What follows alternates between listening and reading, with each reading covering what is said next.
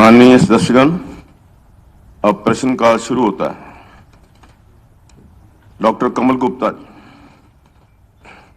1293। Sir, answer laid on the floor of the House. मैं आदरणीय अध्यक्ष जी के माध्यम से आदरणीय मंत्री से पूछना चाहूँगा कि ये जो एलिवेटेड रोड है जो हिसार के बीच में से चलेगा, ये कहाँ से कहाँ तक की योजना है, कितनी लंबाई है, और ये सिंगल पिलर पर योजना है या 2 पिलर पर बनाने की योजना है, कितनी इसकी चौड़ाई है, 2 वे बनेगा या 1 वे बनेगा, इसके बारे में आप मुझे बताएं। अध्यक्ष महोदय, अभी इस पूरी योजना के लिए डीपीआर तैयार करने के लिए 22 लाख रुपए की मंजूरी करी गई है। सिंगल पिलर, डबल पिलर, ये तो डीपीआर बनने के बाद ही क्लैरिफाई किया जा सकता है कि लोड बेयरिंग कैपेसिटी इस एलिवेटेड रोड की कितनी होगी, मगर इसकी शुरुआत हिसार इंडस्ट्रियल एरिया से होगी और सेक्टर 14 को क्रॉस कर इसको डाउन टर्न किया जाएगा, जिसके अंदर लगभग 5 से 6 एंट्री एग्जिट पॉइंट्स बनाए जाएंगे, जिसमें मेजर जो सड़कें हैं, चाहे वो तो शाम रोड हो, चाहे वो राजगढ़ रोड हो, इनको कनेक्ट करने की प्रयोजना भी इसमें। स्पीकर सर, मैं ये पूछना चाहता हूँ कि ये जो एलिवेटेड रोड बनेगा, ये पूरी लंबाई तक ऊंचा रहेगा या इसको कहीं बीच में उतारेंगे? मेरा मतलब, अगर कहीं बीच में उतारेंगे तो उस पॉइंट पर तो फिर रश बहुत ज़्यादा हो जाएगा। एक तो ये बात कि ये पूरा एलिवेटेड रहेगा या इसको बीच में 2 फ्लाईओवर बीच में आते हैं। ये अभी तो डीपीआर उन्होंने का बननी है, डीपीआर बनने के मेन पॉइंट्स हैं जी, इसलिए थोड़ा सा मैं पूछना चाहता था। और एक ये भी बता दीजिए कि ये 1 वे बनेगा कि 2 वे बनेगा? अध्यक्ष जी, लगभग 9 किलोमीटर की लंबाई का ये एलिवेटेड रोड बनेगा।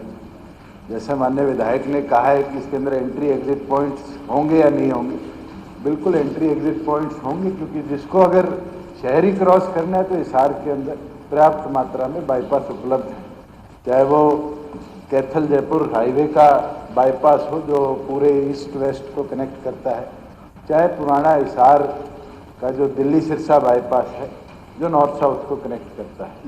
उस चीज़ को देखते हुए शहर के तमाम ऐसे जंक्शन जहाँ बहुत ज़्यादा आज लोड बेयरिंग कैपेसिटी की ज़रूरत है और उनको सुविधा देने के लिए 2 गाड़ियाँ आने जाने का प्रॉपर जिसमें वे रहे, राइट ऑफ वे रहे, उसको देखते हुए ही इसकी डीपीआर तैयार करने को दी गई। कब तक शुरू और कब तक अंत होने की संभावना है?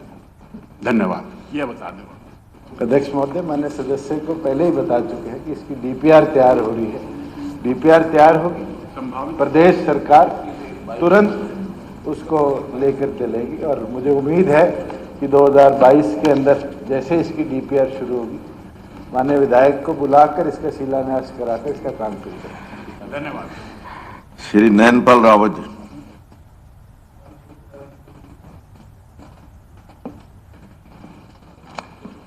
श्रीमान जी, विवरण विधानसभा के पटल पर प्रस्तुत है। अध्यक्ष महोदय, माननीय मुख्यमंत्री मनोहर लाल जी की जो शिक्षा नीति है वो अपने आप में बहुत सर्वोपरि है और 2020 की जो शिक्षा नीति है उसके अनुसार बहुत सारे प्ले स्कूल, सैनिक स्कूल, मॉडल संस्कृति स्कूल, शिक्षा की तरफ पूरा जोर है। लेकिन मैं समझता हूं कि पीएन, सफाई कर्मी, चौकीदार, रात को चोरी हो जाती है, स्कूलों में सफाई व्यवस्था नहीं होती, बाथरूम बहनों के लिए, बेटियों के लिए साफ सुथरे नहीं दिखाई देते, तो मैं समझता हूं इस तरफ भी कम से कम एक पैरामीटर तय किया जाए कि कितने स्टूडेंट्स के ऊपर कितने पीएन, चौकीदार, सफाई कर्मी रखे जाएं जिससे चोरियां ना बढ़ें और साफ सफाई की व्यवस्था ठीक मिल सके। धन्यवाद। माननीय अध्यक्ष जी, आपके माध्यम से मैं जानकारी देना चाहता हूं कि हमारे पास इस टाइम 6,662 जो हैं वो चौकीदार और सफाई कर्मचारियों की कमी है। लेकिन अभी मैं आपके माध्यम से सदस्य को ये आश्वासन देता हूं कि जल्दी जो कौशल रोजगार योजना है उसमें इन पदों को भर्ती कर देंगे। धन्यवाद। श्री बिशनलाल सैनी जी। 1392 सर।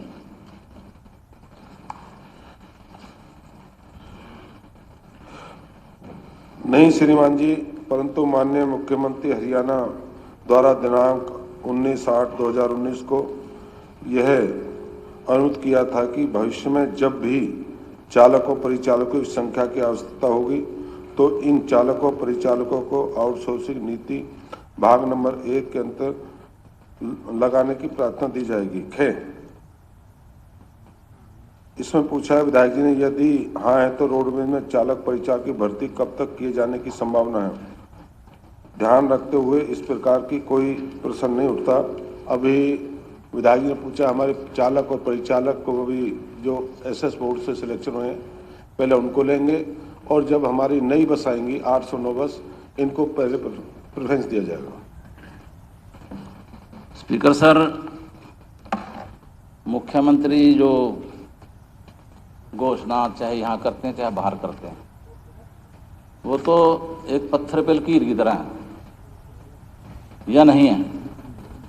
जब इन्होंने कह दिया कि प्राथमिकता इनकी होगी जिन्होंने हड़ताल के दौरान सरकार का साथ दिया, और मुख्यमंत्री जी की तरफ से उनको प्रशंसा पत्र भी बांटे गए, वो प्रशंसा पत्र बांटे गए, उनमें भी लिखा हुआ है कि जब भी कोई ऐसा मामला आएगा, नौकरियां आएंगी तो सबसे पहले इनको दी जाएंगी।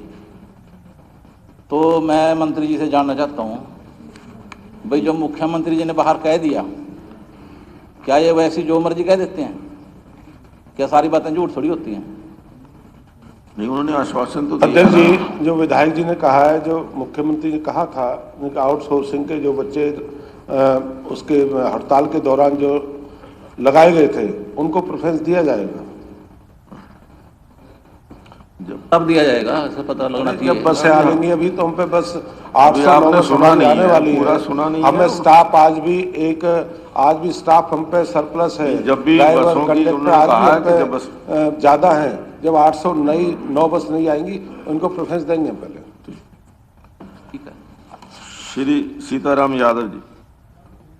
777।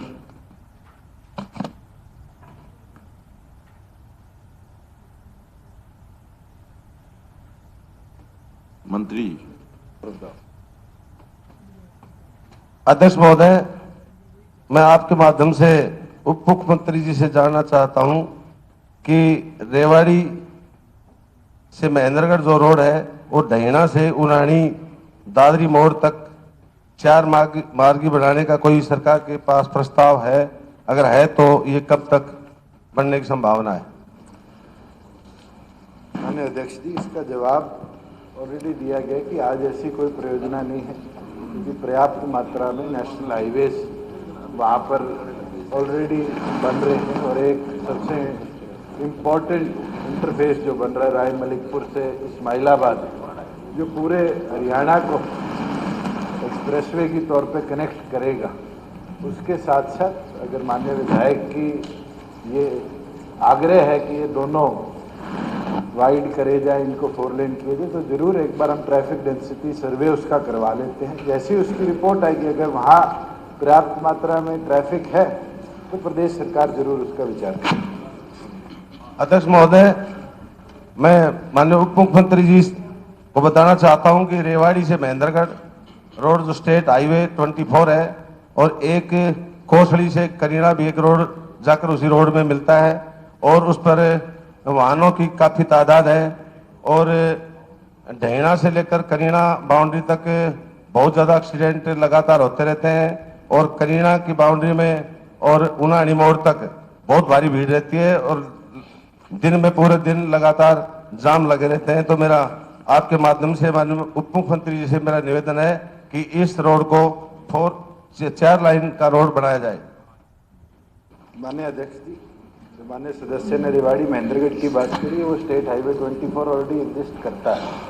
जहाँ आपकी दूसरी सड़क की बात है, मैं आज ही आदेश देता हूँ कि जनवरी अंत तक उसकी ट्रैफिक डेंसिटी सर्वे करा दिया जाए, और जैसे ही उसकी रिपोर्ट आएगी उसको माननीय विधायक के साथ में साझा करेंगे। ठीक है, धन्यवाद। धन्यवाद। श्रीमती निर्मला रानी जी। 1472।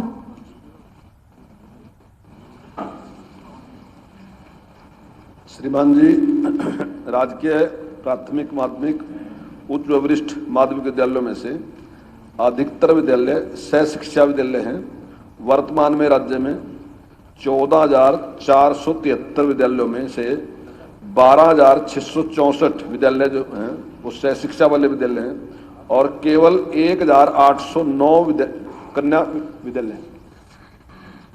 माननीय अध्यक्ष महोदय, मैं आपके माध्यम से मंत्री जी से पूछना चाहूंगी कि अगर ये विद्यालय भी कोएड कर दिए जाए तो जो बच्चों का अट्रैक्शन है, वो बच्चों का मानसिक विकास ज्यादा होगा। कई स्कूलों में, खुद हम जो है शिक्षा जगत से जुड़े हुए रहे हैं, मेरे पेरेंट्स भी, तो मैंने ये देखा कई स्कूलों में जब छुट्टी होती है तो वहां पुलिस फोर्स भी लगानी पड़ती है, क्योंकि बच्चों में अट्रैक्शन होता है। जब प्राइमरी से लेकर बच्चे कोएड पढ़ेंगे, उनके माइंड में ये रहेगा ही नहीं कि ये लड़की है या लड़का है। हमें को एजुकेशन की ओर बढ़ावा देना चाहिए। मेरा सवाल थोड़ा गलत लगा है, मैं इसमें कॉलेजेस की ओर भी इशारा था मेरा कि कॉलेज भी हमारे ज्यादातर यदि कोएड होंगे तो उससे जो है हमारी जो है बच्चों को और भी फायदा होगा और इस शिक्षा के जगत में एक और भी मजबूत कदम होगा। धन्यवाद। अलग अलग राय हो सकती निश्चित है। तौर से जब क्वेश्चन आया तो मैंने पहले ही कहा था कि मानस से प्रश्न तो कॉलेज का लगाना चाह रही थी, गलती स्कूल का लग गया। वो कॉलेज भी पूछना चाह रही थी। तो मैं उन्हें विश्वास दिलाता हूं कि आने वाले टाइम में हमारा प्रयास रहेगा कि को एजुकेशन पे ध्यान रहेगा, प्रयास रहेगा। अगर मेंबर का बहुत ज्यादा कहीं डिमांड या जनता की डिमांड आती है कि केवल लड़कियों के लिए कॉलेज खोल लिया जाए, स्कूल खोल लिया जाए, तभी उसी स्थिति में हम खोल लेंगे। लेकिन निश्चित तौर से इसके लिए मैं हाउस से भी निवेदन करूंगा कि वो भी समाज को इस प्रकार से जागृत करें।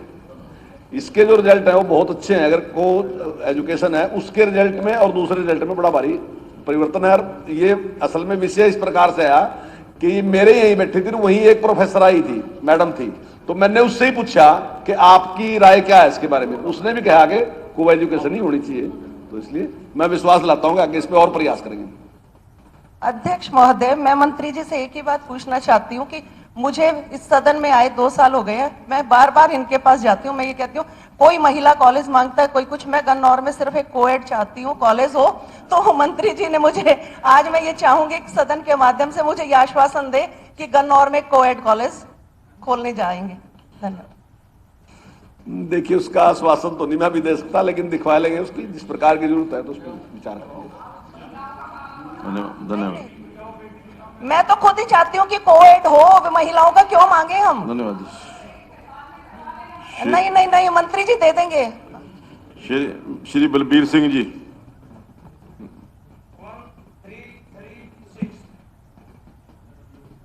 हाँ जी, माननीय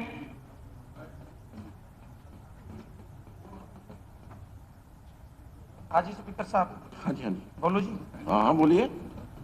माननीय स्पीकर महोदय, मैं आपके माध्यम से उप मुख्यमंत्री जी से जानना चाहता हूं कि हरियाणा में जो ये कानून बनाया गया है कि जिसमें 75% रोजगार स्थानीय युवाओं को देने का प्रावधान है, इस कानून के तहत SC BC वर्ग के युवाओं के लिए पद क्यों नहीं किए गए? यह तो SC BC वर्ग के युवाओं के साथ बड़ी नाइंसाफी है।